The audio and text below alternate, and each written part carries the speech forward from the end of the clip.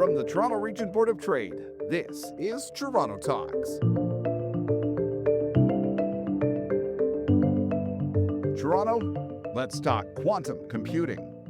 Well, this past week, we saw a quantum leap that could rewrite computer history. Artificial intelligence and quantum computing are coming together. A quantum computer uses the weird and wacky world of quantum physics to do things that would be impossible for an ordinary computer.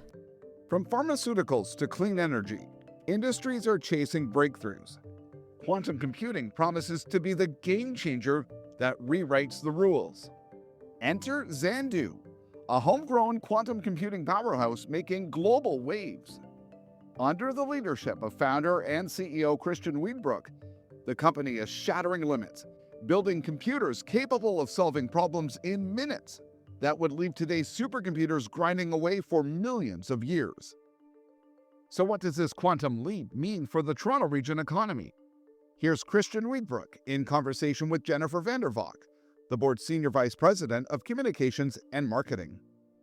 Thank you so much, Christian, for being here today. Shocking as this may be, not everyone understands quantum computing. So they're going to smile and politely nod, which is what we don't want people doing today. So maybe we could just kick it off, Christian, with what's Quantum 101? What's your version of explaining it to your next door neighbor, and how is it different than traditional computing? For sure. I would say, to make everyone at ease, is I'm not sure if I or a lot of us really understand quantum. As much as we understand, I'm sure that, Xanadu team and people throughout the world understand it, but it's a very counterintuitive thing. And so the first place, let's say I was speaking to my mum, for instance, I would say quantum computing, it's still a computer. Yep. So that sort of demystifies it up to a certain point. And the reason why it's called quantum is because it uses properties of quantum physics. Now you put those two things together, you get a computer that's leveraging laws of quantum physics. And the next big thing is, well, why do you want to do that? And the reason why you want to do that is, if you can do those two things, you can now start solving important problems that would have taken millions of years to solve. So really, it's a computer that can do things much, much faster. I also like to kind of bring up one of the team's big advancements, I think it was about 2 years ago now, 2.5 years ago, where we chose a very well-defined problem. It was a math problem. We knew the math problem would be hard, and it's a very important demonstration. The team said, let's go head-to-head with this for this problem against the world's powerfulest supercomputer at the time, against our quantum computer, which we call Borealis. Let's see who solves this problem first. Yep. And what happened is, it would have taken the world's fastest supercomputer at the time 7 million years to solve. Our computer, Borealis, solved it within 2 minutes. That's insane. Yeah, and so that really gets people's imagination. Yeah. It now shows a very important proof of principle demonstration of the power. The next step, though, that us and others in the industry are working on, and we're doing all this, as you mentioned, in Toronto, is to now take it from a math problem to important problems in pharmaceuticals, drug discovery, for instance, material design. An example there would be next generation batteries. Right. So really doing things that would have taken thousands or millions of years to get the right answer, and then really speeding up all these things. It's mind-blowing. It's a mind-blowing field to just to enter, never mind step in and lead and found an organization that's really going to take it. But it sounds like you've moved beyond some huge milestones now to really thinking about that from principle into practical, and what's that real applicability in the business world and in the world writ large. So was that really part of what propelled you to start up Xanadu? Was that the vision behind it? And maybe you could tell us a little bit about that. Like what inspired you to stand up one day and say, I'm going to found this company and I'm going to do it here in Toronto? Yeah, I'd always, as a teenager, loved reading books on businesses and people that have, great entrepreneurs and so forth. So always that would be fun to do, and that really resonated with me. So that's one aspect. The other aspect is myself, along with others at Xanadu, we studied, we had PhDs or masters in quantum computing.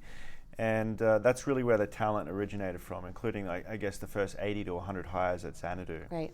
So, it was really about initially, well, wouldn't it be fun to sort of bring those two things together? Things that I was contributing to in the community from a PhD and postdoctoral side of things, along with my love of being an entrepreneur. And so that's really how Xanadu started. And it really is a big swing. In the early days, it's like, well, this would be fun, and let's see how close we can get. Yeah. But through each milestone that's happened, we really do see this getting closer and closer to reality now, which is really exciting. And so, in fact, a couple of days ago, the team had a really big announcement, another big milestone, and so that was published in Nature.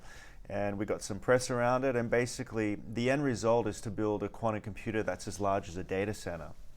So we have quantum computers now, they fit into small rooms, and so do others around the room. But to make them solve these important problems in chemistry and drug discovery that I mentioned, it really needs to be on an acre of land the size of a data center. So we call that a quantum data center. Acre of land.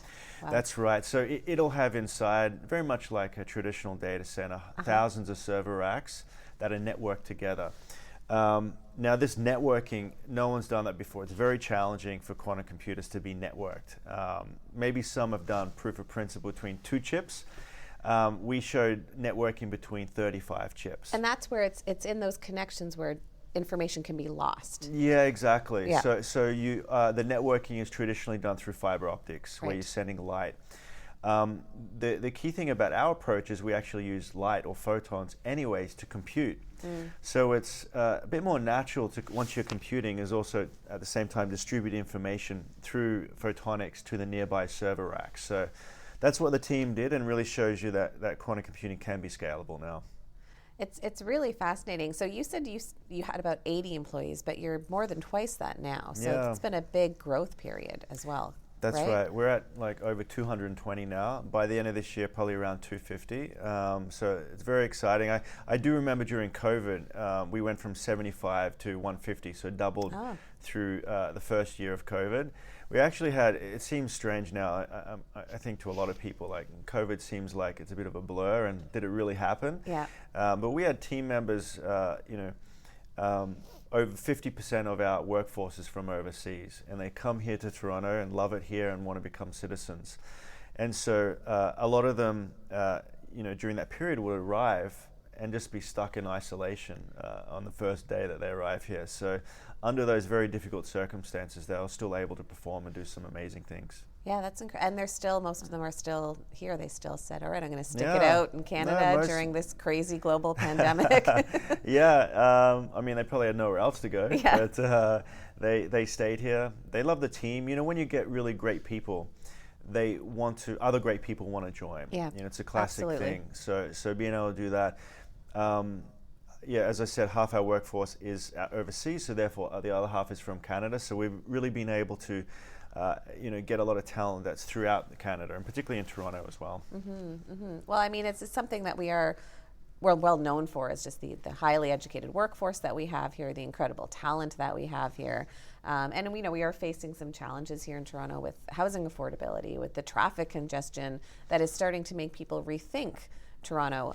But we don't want that. We need to, part of why we want to talk to incredible people like you is just to show out the potential and how much growth and opportunity is being tapped into. So I do want to tap into that a little bit more, though, around how Toronto does fit into your story, because we actually triggered this conversation and bringing you onto the podcast through a conversation with the University of Toronto, who is one of our principal sponsors here at the Bohr, and they do play a pretty pivotal role in anchoring the GTA's quantum ecosystem, which was something that I don't think a lot of people realize. And I'm going to read this because I will not get this right, but they have the Center for Quantum Information and Quantum Control, CQIQC, and of course the Creative Destruction Lab, which I think more people are probably familiar with.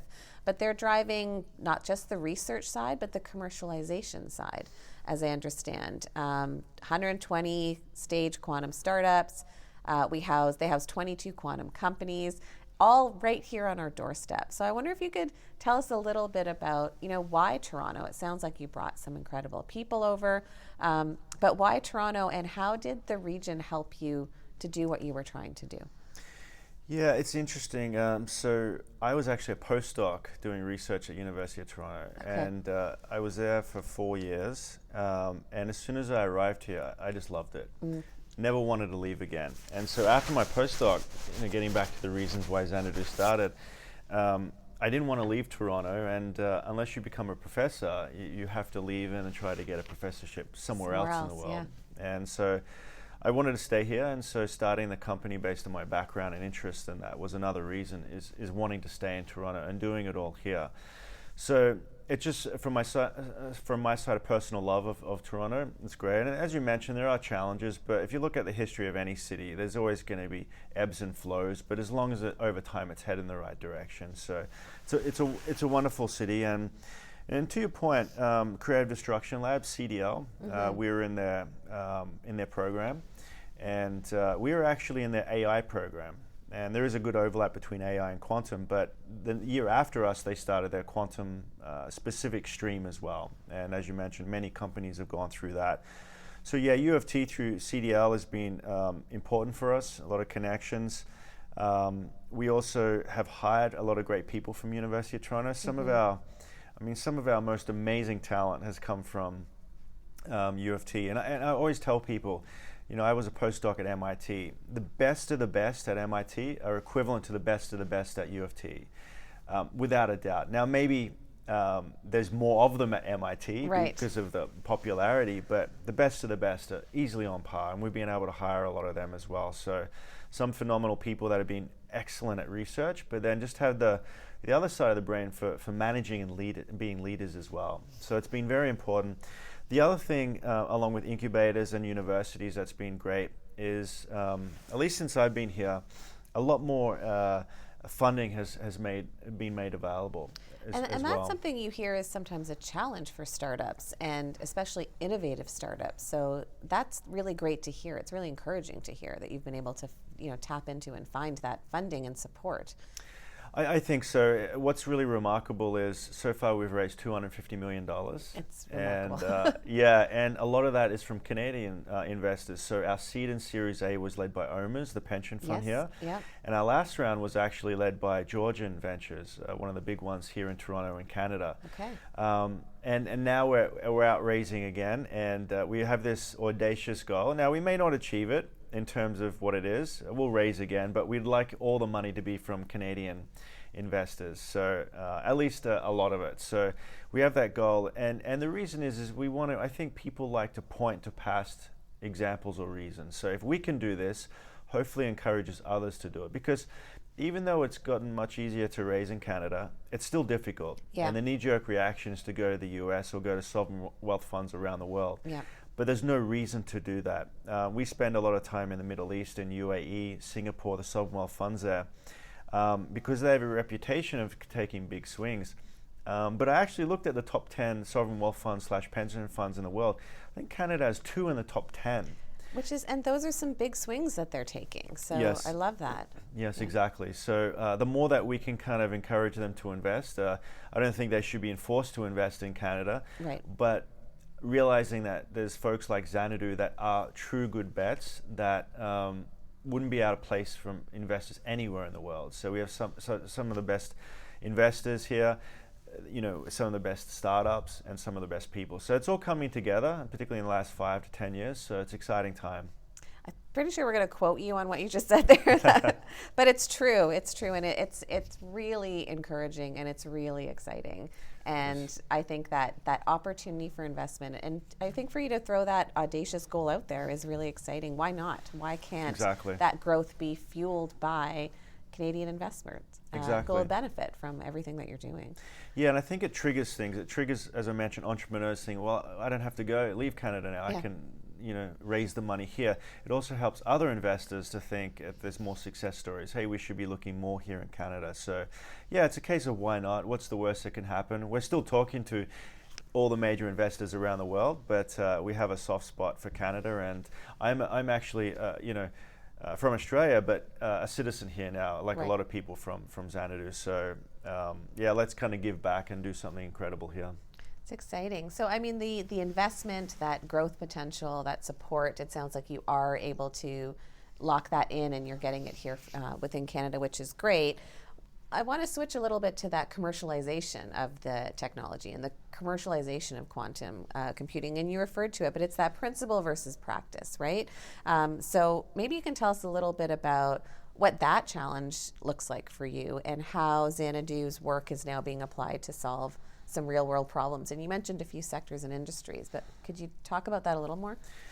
Yeah, that's one of the big challenges for quantum computing. I think most people now are convinced that it's going to change the world, and change the world, to your point, in the commercialization side of things. Right.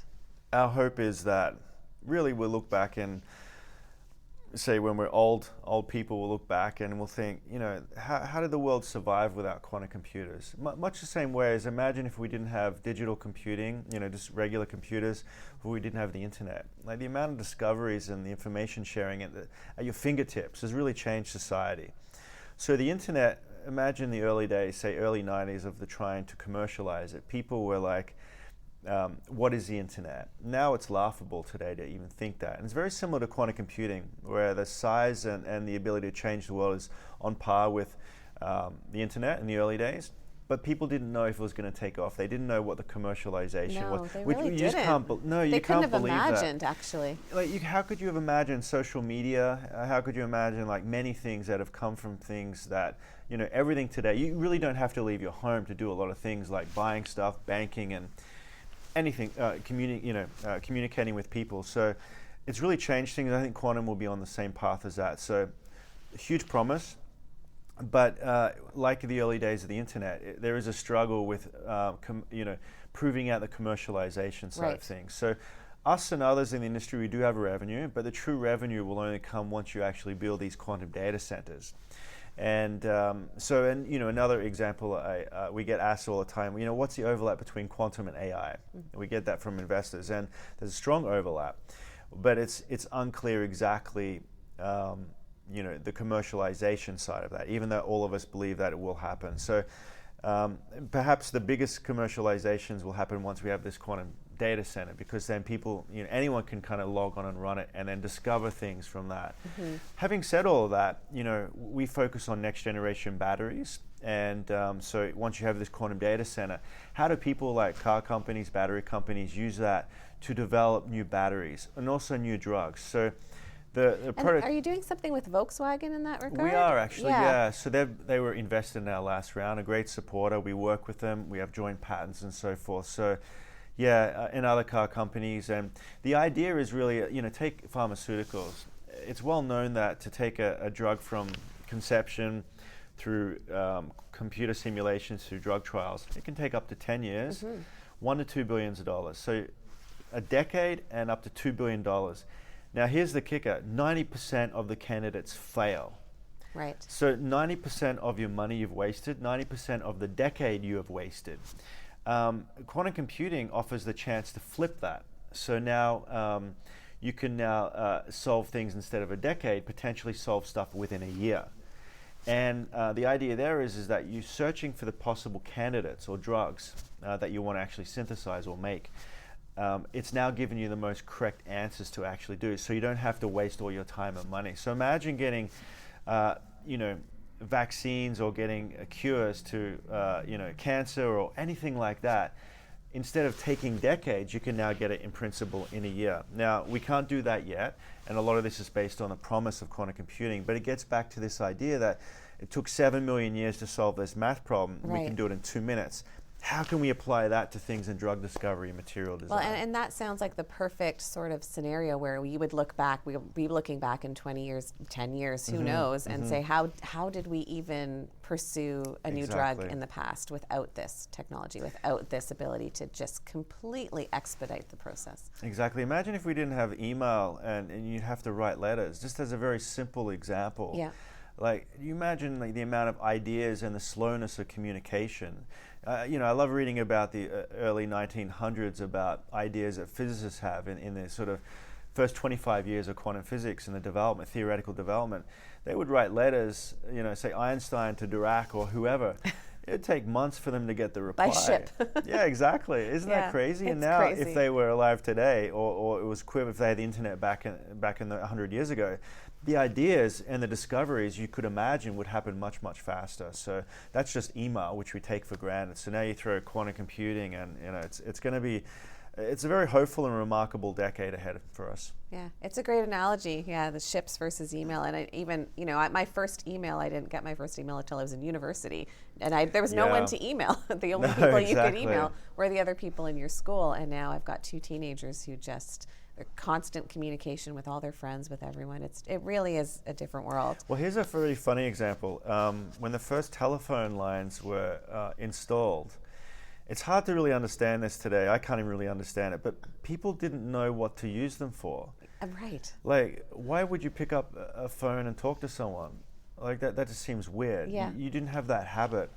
So they tried to find ways to entice people to use the telephone, and one of them was you could pick up your phone and hear a concert being played. Someone would hold a phone at a concert being played in a center somewhere, and they could pick it up and listen to the concert, so they didn't have to go there. But the idea to get people to talk on the phone, like you said with the email, you had no one to talk to, and it's like, my grandma was a famous example in our family where I got my bank book. I don't want to do my banking online. Even though you could do it in a second, she would still like to take her bank book, go down the bank, they would stamp it, and there was a lot of feeling of like security. It's like they're not going to cheat me and stuff. There's something physical about it. Something physical, exactly. Yeah. Yeah, well, it's really exciting. So a lot of what you're doing here, though, it doesn't just put Xanadu at an advantage, but it's really helping to propel Canada to have an advantage in this very probably competitive global quantum computing sector.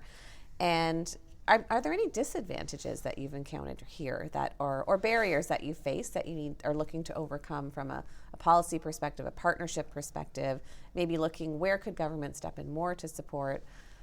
We know we've talked about a lot of the advantages, but like where are you facing those hurdles? I think the things that we've seen great improvements on are things that could be improved even more. So we've been very lucky to get government funding a couple of years ago based on this 7 million years to 2 minutes demonstration. We were able to get $40 million Canadian from the Canadian government from a strategic innovation fund. So, that's incredible. Now, without getting too greedy, if you look at the US, usually things are 10 times the size of that. So there's always going to be limitations of things that we can do. But, I mentioned before pension funds and investing more in, I would say, moonshots, where it's very risky, limited revenue. We don't tick all the usual metrics that you would want a pension fund to do. But maybe slicing off a little bit of, a rounding error amount of money and take these swings. Again, it's not my money. I don't think I should tell anyone what to do with their money. But that would be really nice to see. Now, we're seeing these things happen, but if they could happen much faster. A little more appetite for risk is I think so. What we need to see in Canada. Yeah, and they call that, I believe, risk capital. Yeah. So seeing more of this risk capital, I think would be really great. And since I arrived here 15 years ago, and the story's the same today as it was 15 years ago, and the same as in Australia where I'm from, where it's like, let others take the big swings. And now there's good reasons why this plays out in a positive way. If you look at the global financial crisis, the banks were less risky and more conservative, and it helped Canada. So I don't think you need to overhaul things dramatically, but really take off, say, a slither of funding and then apply them to things like this. Even like I've heard a lot of people talk about it'd be great if the government could do a $1 billion deep tech fund, or even have their own version of a sovereign wealth fund. We have pension funds, but have a sovereign wealth fund. I think these sort of things would be fantastic for deep tech. Right. It could almost be the thin edge of the wedge when it comes to risk capital, right? I haven't heard of that phrase, but that's good. Yeah, exactly. Just push forward and just open that door and open that, that willingness to see risk and potential, risk as potential, really, right? It's true. Xanadu is a great example of that. We started off with OMERS investing. Our first round led by OMERS was $2.5 million. So that's 1/100th of what we've raised now. But it wouldn't have started without OMERS investing in the early days and taking that swing. And the swing $2 million by them is nothing compared to $250 million in total. But at the time, that was all the money in the world. And I still don't get any more excited than thinking of that first $2 million that went into the bank. Yeah. But it allows us to start, allows us to hire and really get great people to prove what we can do. And then it becomes somewhat easier in sometimes to raise more. It's always difficult. But yeah, I think it all comes back to attitude and sort of having a positive attitude and changing the mindset. So what comes next? Are there any big milestones coming up for you and for Xanadu in 2025, 2026, or any specific projects you're really interested in? Yeah, our end goal is to build this quantum data center. So we aim to start building that in 2029, which is creeping up now. It's not too far away. And where will that be? Well, we want to build it. Our end goal is to build these data centers all around the world. Okay. But we're proudly Canadian. We'd love it to be in Toronto, maybe in this park across the street here. Big open space, just waiting Exactly. for a data center. Exactly. Actually, there's a lot of data centers already, traditional data centers, I think, on Front Street here. So, but we are looking around this area. So we'd love to do something here in Toronto. And so that's our end goal. But as mentioned 2 days ago, we had probably one of the biggest milestones ever in the company, and one of the biggest in Canada and in the world. So we're still enjoying the release of this 2 days ago. It was a new Nature paper, and this was the scalability issue that Xanadu team solved. We'll have some more. It's all about the hardware, so we'll have some more in the coming this year as well. And so yeah, it's a very exciting time, and the team is, every time we get some hardware milestones, it really re-energizes the team as well. Yeah, every milestone always just gets people to start looking to the next one. It right? does, yeah. yes. It's jet fuel that way. So this has been such a great conversation. Thank you so much. We do like to, so we started before the cameras and the audio started rolling, we were talking about books, and we like to end each conversation with our guests to get a little bit more about them. So, everyone loves a good recommendation, and particularly if it comes from a quantum computing super genius with a PhD in physics and a postdoc from MIT and University of Toronto. So tell us about yourself. What are you reading or listening to these days? First off, I'm the opposite to a super genius. That's for sure. You can ask any of the people at Xanadu. I'm reading two things at the moment. So it's always biographies. So I've had this book for years, and I've never started it. So it's always been on a bookshelf. But I started a couple of days ago. It's a book on Andrew Carnegie. Oh. So reading that, and these are very fascinating figures, like the tycoons or industrialists of 100 years ago. It's very fascinating. So reading that, and at the same time, I'm reading a book on Rafa Nadal as well. So I love tennis. The Australian Open's on at the moment, and Nadal is one of my favorites. He's retired recently, but reading a book on him. So all the books I read, even if it's about an industrialist from over 100 years ago or Rafael Nadal, they all have the same common characteristics. It's very fascinating. Nothing beats hard work, nothing beats a good attitude, nothing beats persistence. And you can go back hundreds of years, and for people that have, achieved something, whatever that may be, they all have a lot of the similar overlaps to why they achieve stuff. Yeah, it's probably very inspiring and motivating. And when you see that continuous thread, to see someone who did it, someone who, broke through and probably went through a lot of challenges and uphill challenges to get there. That's a good point. No one ever gets through life scot-free. Right. That's the other thing. Whether you're rich, poor, achieve a lot, achieve less, life doesn't care. Life will come at you if you live long enough. There's always something. Even if you look at it, we all die. That doesn't sound pleasant, but we know that's the ending for all of us, every human that's ever lived. But how do you make it meaningful? And I think one of the things that we do at Xanadu is we have a mission that provides meaning for us. So very excited.